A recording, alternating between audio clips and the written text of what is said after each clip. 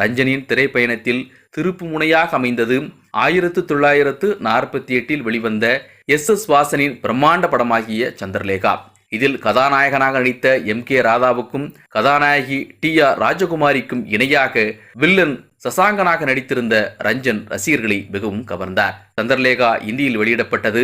சந்திரலேகா படத்தில் வரும் கத்தி சண்டை காட்சியில் பிரமாதமாக நடித்த ரஞ்சன் அகில இந்திய புகழ் பெற்றார். இதையடுத்து ஜெமினி தயாரித்த அபூர்வ சகோதரர்கள் படத்தில் கே ராதா இரட்டை வேடத்தில் நடித்தார். இந்த படம் நிஷான் என்ற பெயரில் இந்தியில் தயாரிக்கப்பட்டது. தமிழில் கே ராதா நடித்த இரட்டை வேடத்தில் ஹிந்தியில் ரஞ்சன் நடித்தார். அந்த படமும் மகத்தான வெற்றி பெற்றது.